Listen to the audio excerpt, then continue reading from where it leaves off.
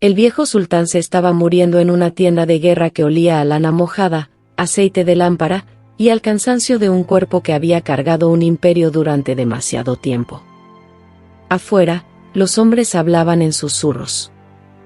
Tan bajo, que parecía el roce de la tela contra la tela. Adentro, junto a su cama, descansaba una carta sellada que Suleimán nunca logró olvidar. No porque revelara un nombre. No porque dijera, con claridad, quién había matado a su hijo. Sino porque le recordaba algo mucho peor. Que el primer príncipe en el que de verdad confió para sobrevivir le había muerto joven, de repente, rodeado de rumores que nadie pudo probar y que nadie consiguió callar. Y para entender por qué Suleimán jamás volvió a perdonar del todo a nadie hasta el final de su vida, hay que regresar a un momento que, en apariencia, no tenía nada de oscuro. No empezó con una ejecución. No empezó con una traición descubierta a medianoche. Ni siquiera empezó con sangre. Empezó con una celebración. Manisa estaba vestida de victoria. Había música en las calles, banderas agitándose en el aire, y tambores que seguían resonando por una campaña militar que había llenado a la ciudad de orgullo. Todo estaba preparado para honrar el regreso del poder, de la gloria, del futuro.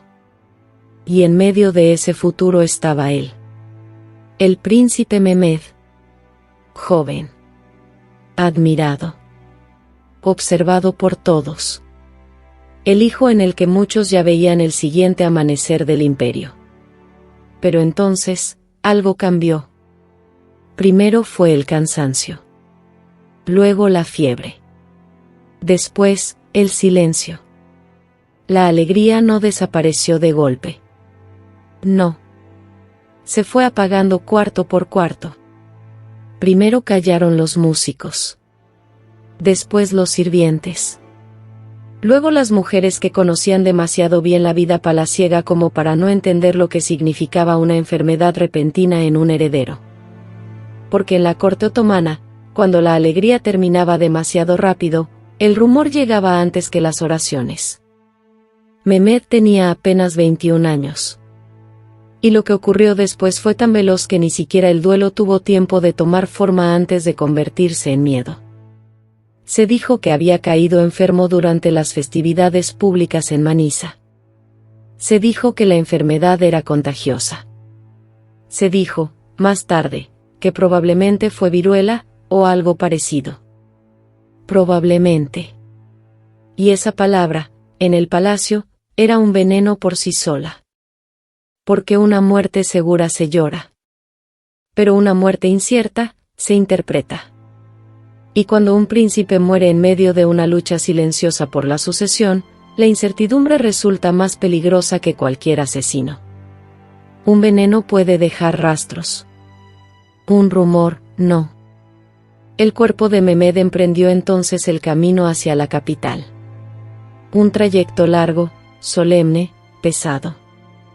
Su féretro avanzó desde Manisa hacia Uskudar, acompañado por una procesión que crecía a cada tramo, como si el imperio entero quisiera tocar por última vez algo que ya se le había escapado. Imagínalo. Los cascos de los caballos golpeando la tierra húmeda. El murmullo grave de las plegarias. El crujido de la madera sosteniendo un cuerpo inmóvil. El olor a lluvia, a cera, a sudor. El tacto denso del paño funerario cubriendo el féretro como si la tela pudiera hacer lo que el poder no había logrado, protegerlo. Y, mientras el cortejo avanzaba, algo todavía más importante se abría paso junto a él. No una respuesta. Una sospecha. Porque Mehmed no era cualquier hijo. Era el príncipe colocado en Manisa, el puesto que muchos entendían como una señal. La posición más cercana al corazón del poder. El sitio que hacía pensar que el sultán ya estaba inclinando el futuro. Antes de eso, Mustafa había sido trasladado a Amasya. Y ese movimiento, en otro contexto, podría haber parecido administrativo. Pero no lo era. En el mundo otomano, las provincias no eran simples destinos. Eran mensajes. Y el mensaje parecía claro: Mehmed importaba. Mucho. Tal vez demasiado. Por eso su muerte no se sintió solo como una desgracia familiar. Se sintió como una alteración del tablero. Como si alguien hubiera quitado una pieza clave, y, al hacerlo, obligara a todos los demás a mostrarse tal como eran. Suleimán no vivió aquella pérdida como la de un hijo más. La convirtió en piedra. La convirtió en memoria. La convirtió en castigo. Se dice que guardó duelo durante 40 días. 40. No como sultán, sino como padre devastado.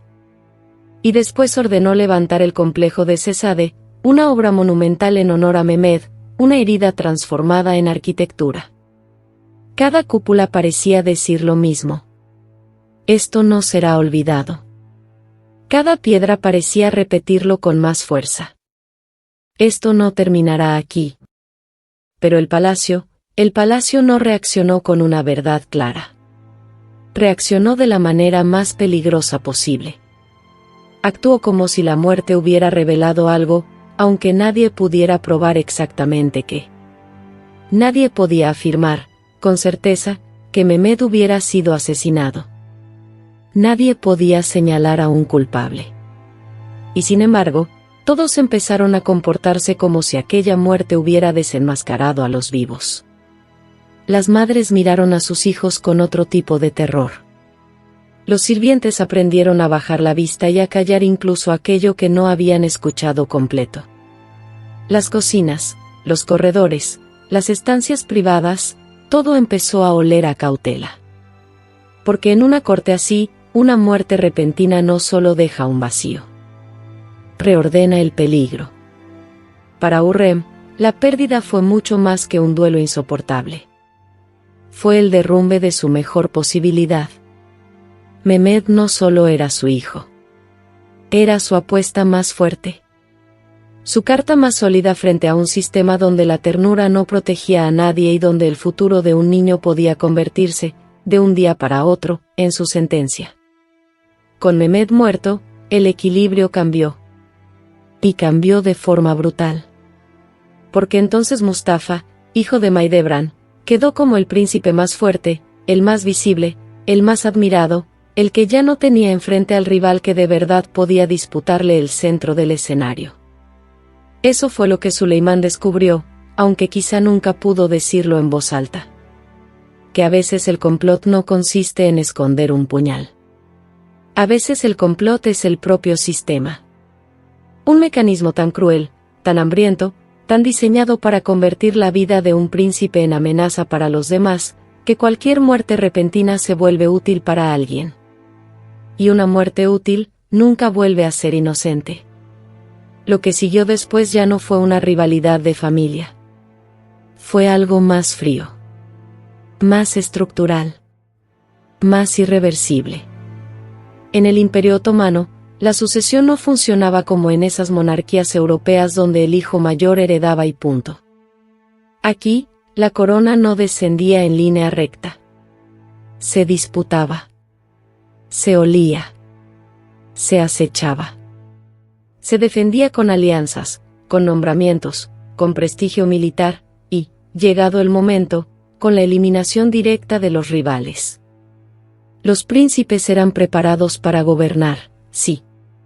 Pero también para competir. Y competir, en ese mundo, significaba algo terrible, vivir sabiendo que, si uno llegaba al trono, los demás podían terminar muertos, por el bien del Estado. Eso no era un secreto. Era una lógica aceptada. Una ley brutal disfrazada de necesidad. Y dentro de esa lógica, el afecto nunca era puro. El amor de una madre podía convertirse en estrategia. La popularidad de un hijo podía convertirse en evidencia de su peligro. La lealtad de un soldado podía sonar, a los oídos del sultán, como el primer eco de una rebelión. Mustafa comprendía ese mundo perfectamente. Era fuerte, experimentado, respetado. Había servido como gobernador y tenía algo que, en política, Era casi más valioso que el linaje, el entusiasmo del ejército. Los genízaros lo admiraban. La gente lo admiraba. Muchos dentro y fuera del palacio lo veían como la figura natural para el futuro del imperio. Y eso, precisamente eso, era lo que lo volvía insoportable. Porque un príncipe amado por los soldados no necesita rebelarse para asustar a su padre. Le basta con existir. Hurrem entendió la ecuación desde el otro lado. Con Mehmed bajo tierra, sus hijos restantes, Selim, Bayezid y el frágil Siangir, ya no tenían el escudo de un hermano mayor fuerte, visible, preferido. Ahora estaban expuestos. Y en un sistema donde el triunfo de un príncipe podía significar la muerte de sus hermanos, eso no era una preocupación abstracta. Era una cuenta regresiva. Aquí es donde la historia se vuelve verdaderamente incómoda. Porque obliga a mirar a estas mujeres no como caricaturas de intriga, sino como madres atrapadas dentro de una máquina que las obligaba a pensar en lo impensable. Si Mustafa llegaba al trono, ¿qué pasaría con los hijos de Hurrem? ¿Sobrevivirían? ¿Serían confinados?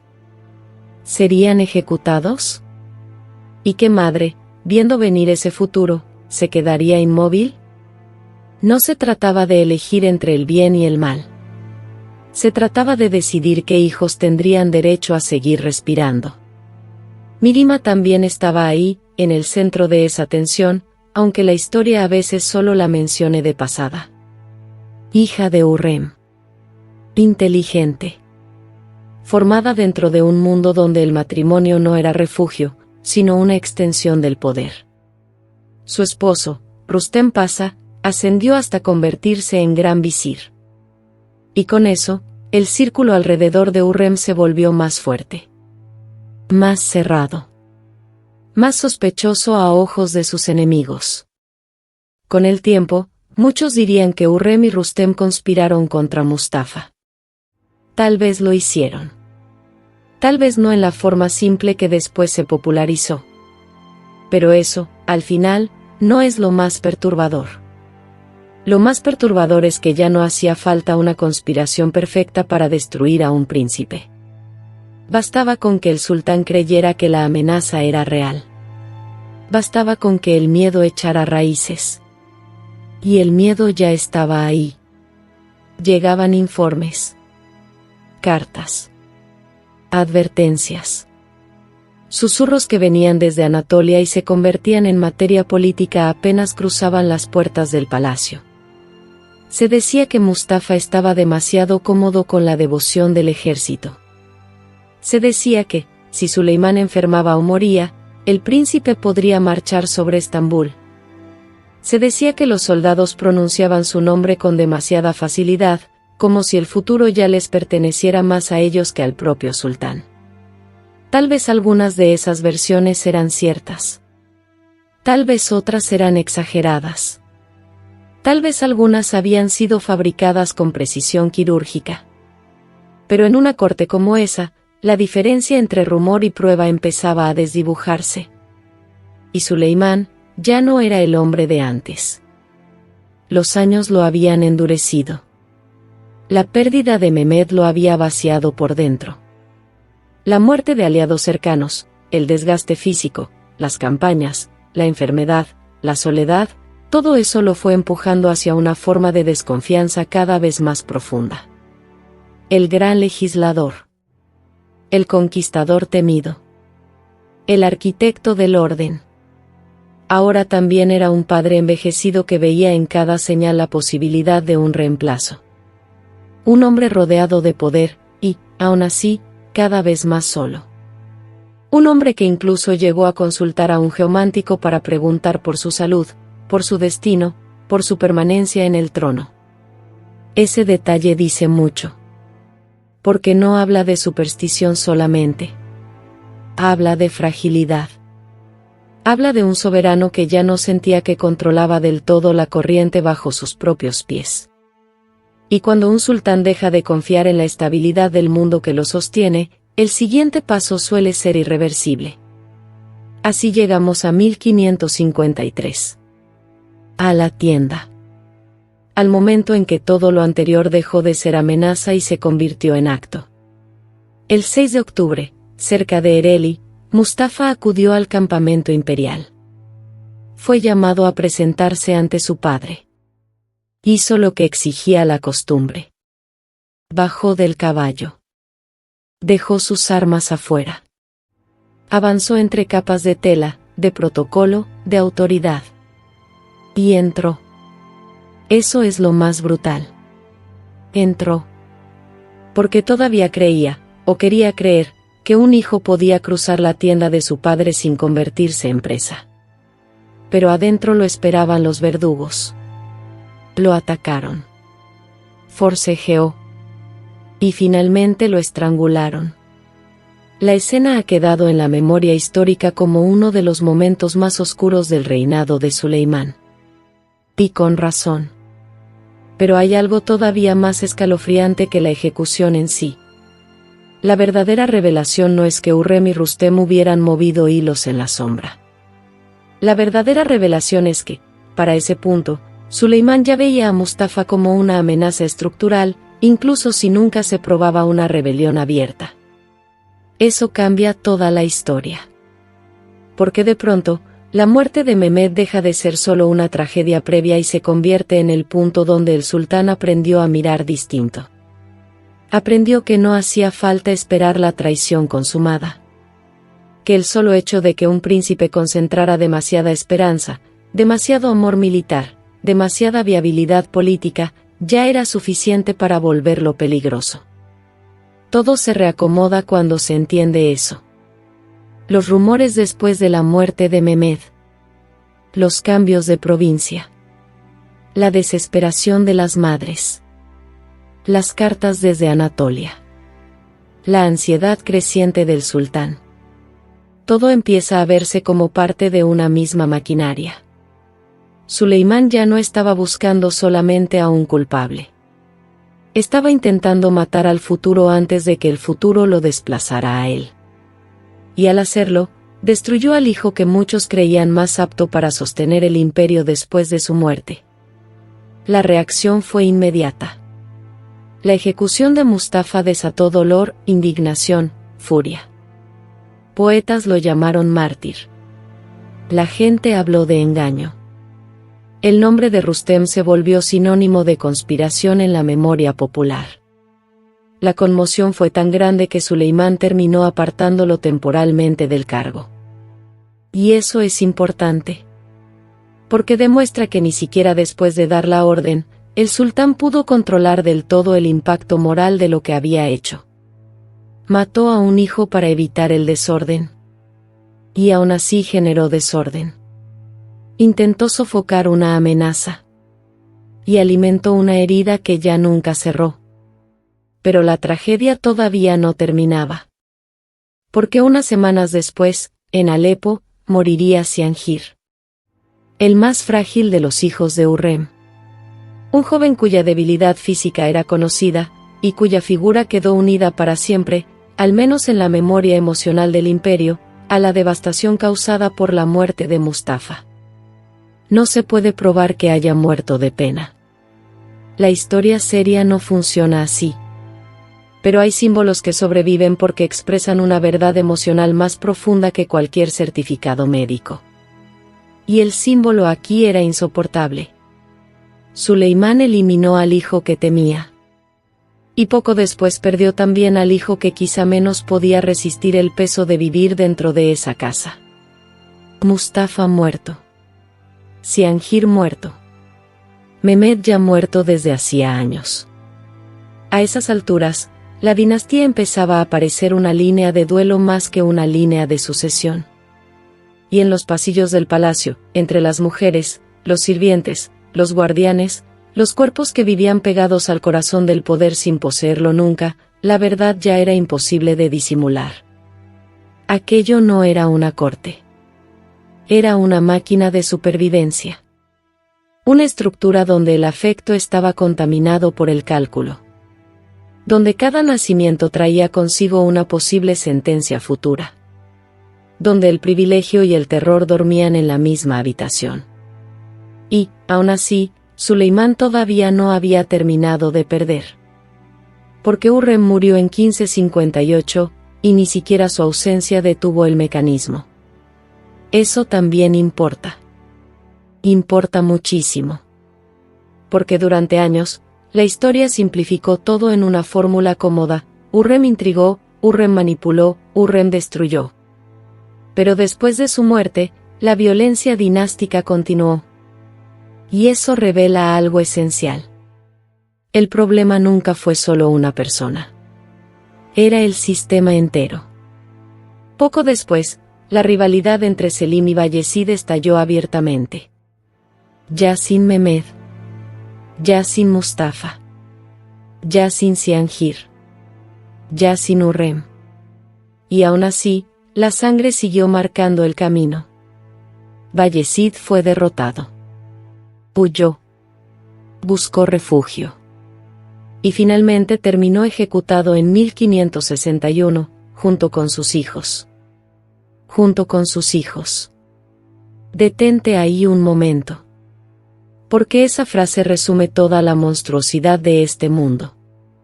No se eliminaban solamente rivales. Se eliminaban ramas enteras.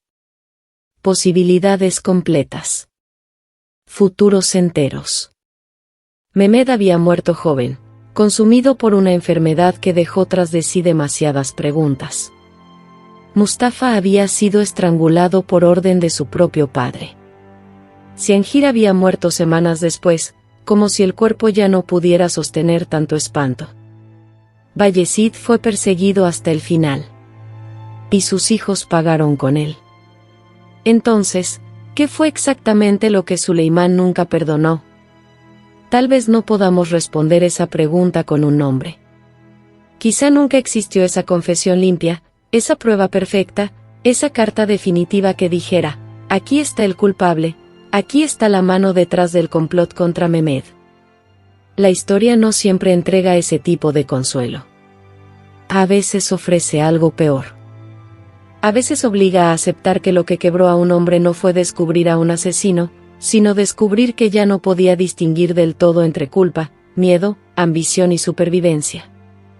Suleimán perdió al hijo que más prometía. Lo lloró como padre. Lo inmortalizó como sultán.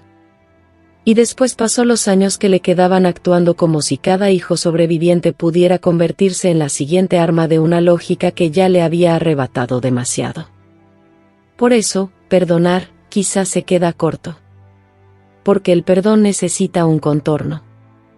Necesita saber a quién se absuelve, y de qué. Y Suleimán ya no vivía en un mundo donde eso fuera posible. ¿Fue Hurrem despiadada? Seguramente. ¿Fue Rustem profundamente político? Sin duda. ¿Representaba Mustafa un peligro real para el equilibrio del poder? Desde cierta mirada, sí. Desde otra, era la mejor esperanza que le quedaba al imperio. ¿Fue Mehmed asesinado? No hay prueba sólida. Pero, después de 1543, Suleimán empezó a gobernar como si todos alrededor hubieran cruzado una línea invisible. Como si nadie pudiera seguir siendo del todo inocente. Ni las madres. Ni los visires.